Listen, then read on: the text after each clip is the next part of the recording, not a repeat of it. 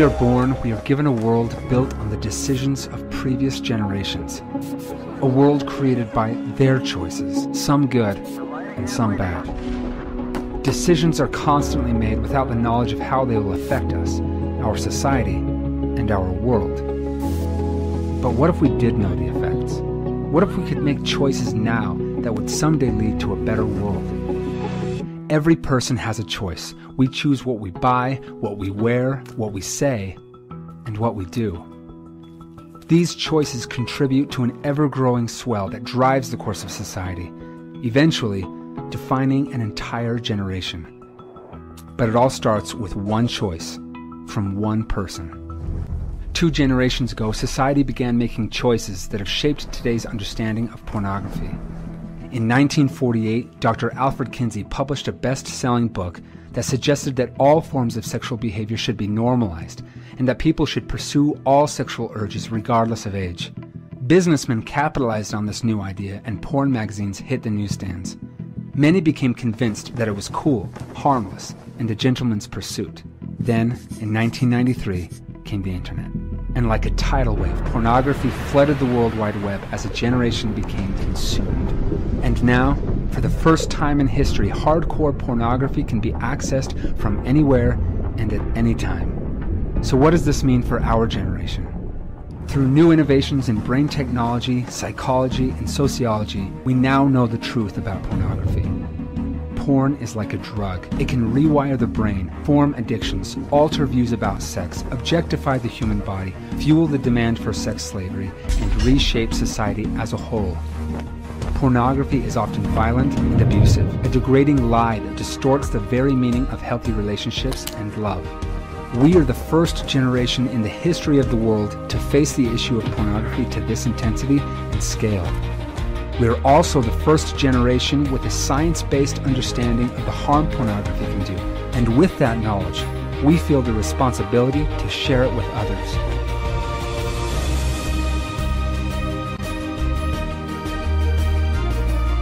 We are determined to be the generation who pursues real love and rejects its hollow counterfeit. We will fight this new drug, and we will not rest until the world knows that pornography is harmful.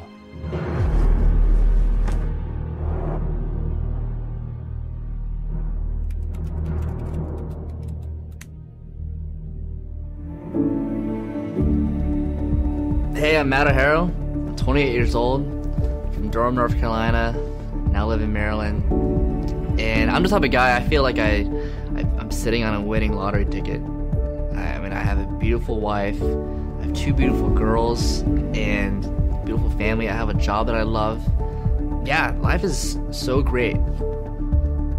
But, you know, it wasn't always like that.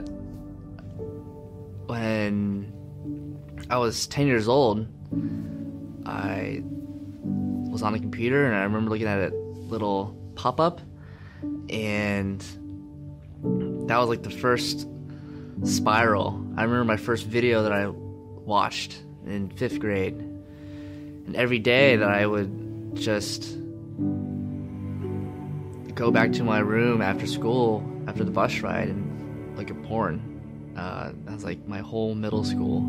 Up until, you know, February 2011, you know, Valentine's Day showed up, and coincidentally my computer also broke around that time, and I stopped watching porn. I couldn't look at porn for a good 6 months, and only then when I realized what a porn-free life was like, my head like physically felt lighter. I could think clearer. I was less anxious. I was more confident. I was less jealous of other people. I remember only thinking about just getting through the day so I can look at porn and that be my high. And then post porn, the whole day can be a high. You know, like I wake up and life is good, and take out my guitar or go riding or hang out with my friends or just enjoy the sun, just enjoy people, compared to like being in my room by myself. I just remember what a black and white moment that was for me. Then Mimi and I, long story short, we got married, we had our honeymoon, and a week after our honeymoon, we had just moved to a new place. I had a new job, and yeah, one day I was just off my guard and clicked on a porn website, and one thing led to another, and I had a fall.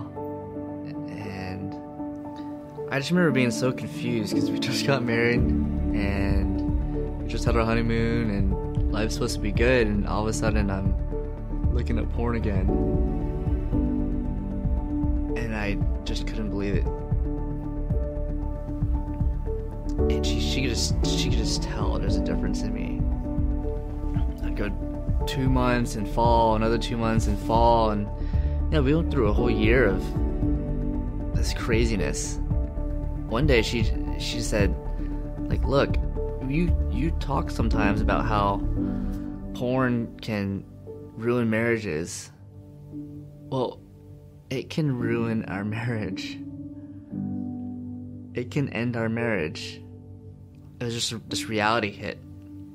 So I started thinking about, like, what was working when I wasn't looking at porn, before we were married. I was actively fighting for my future bride. And what happened when we got married is that I stopped because I got the bride. I had accomplished my goal. And that's when I realized the fight doesn't end on the wedding day.